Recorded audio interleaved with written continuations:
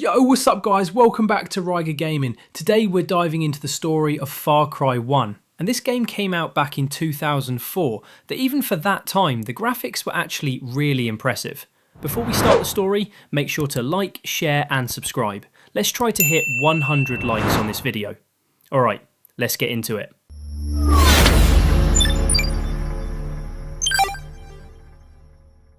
So, Far Cry starts with Jack Carver, a former Special Forces guy who quit that life and now just runs a boat charter business in the South Pacific, trying to stay away from all the chaos. One day, he gets hired by a reporter named Valerie Constantine to secretly take her to a group of uncharted islands in Micronesia. She says she wants to investigate some old World War II ruins, but of course, things go wrong almost immediately. Val heads to shore on a jet ski while Jack waits on the boat. And then out of nowhere, his boat gets blown up by a missile. Jack barely survives, but now he's stranded in the middle of nowhere surrounded by mercenaries. With no way home and Val missing, Jack has only one goal now: find her and get off the island alive. After escaping an attack, Jack wakes up inside an old Japanese fort, and that's where he finds a strange little PDA device that lets him contact a man named Doyle. Doyle becomes Jack's guide, feeding him info as Jack fights through the islands, taking down mercenaries and searching for Val. Along the way, Jack starts discovering something way worse than just a mercenary operation. He finds out that a scientist named Dr. Krieger has been running illegal experiments on the island. Krieger has been working on a mutagen serum designed to massively boost strength, speed, intelligence and endurance. At first, he tested it on monkeys and chimpanzees, and it worked, sort of. The problem is, the serum turned them into horrifying monsters called Trigens. These things are fast, vicious, and completely insane. And it gets even darker, because Jack learns Krieger wasn't just experimenting on animals, he was also using humans, including mercenaries, as test subjects, turning them into human Trigens with cybernetic upgrades too.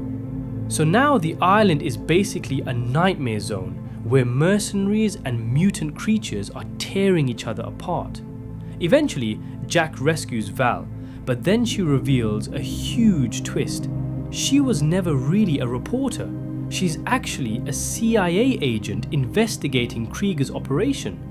So now the two of them team up for real, splitting up to sabotage the island's bases and figure out what Krieger is planning.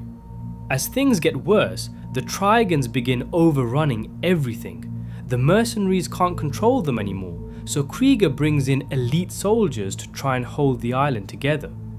Jack takes out the mercenary commander, Crow, and finds out Krieger has a tactical nuclear bomb hidden on the island as a backup plan, just in case everything gets exposed.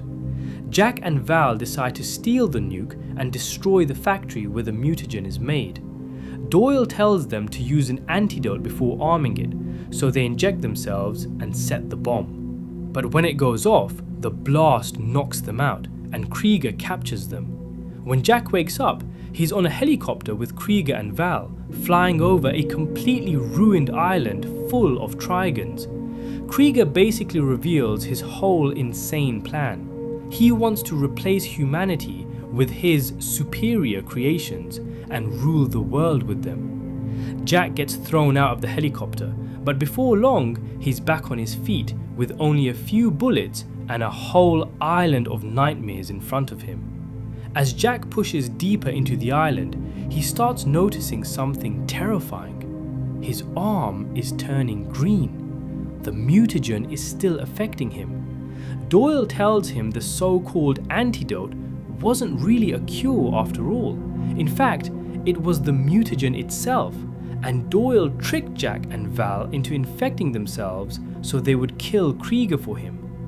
Jack tracks Krieger down to his volcano base, where Val is already getting seriously sick from the effects of the serum. Jack finally fights Krieger, who has also mutated into a half-Trigen monster. After Jack beats him, Krieger dies, but not before revealing that the mutagen couldn't have been injected the way Doyle claimed. That means Doyle lied about everything. And sure enough, Doyle shows up and confirms he was playing both sides the whole time. He admits he doesn't care about the science or the people. He just wanted to profit from the chaos. No, please. You don't understand. They sent me. They're always watching. You can't change this. You can't change the future. Probably not, but I can make sure you're not a part of it. Stupid bastard. Jack, done with all the lies, shoots Doyle dead and takes the real cure. Then Jack escapes just as the volcano erupts and wipes out Krieger's entire operation.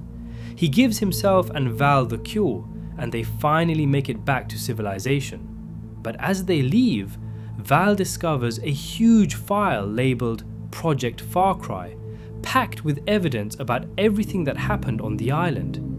So yeah, Jack came to the islands for a simple job and ended up surviving mercenaries, mutant monsters, secret experiments, a nuclear bomb, and a volcano eruption. Pretty bad day at the office. So yeah guys, that's basically the full story of Far Cry 1. Pretty crazy how it starts off as a simple mission and just turns into complete chaos on that island. If you enjoyed the video, make sure to drop a like, share and subscribe to Ryger Gaming. And yeah, let's keep pushing for that 100 likes goal. Comment down below what game you want me to cover next. Alright guys, I'll see you in the next one.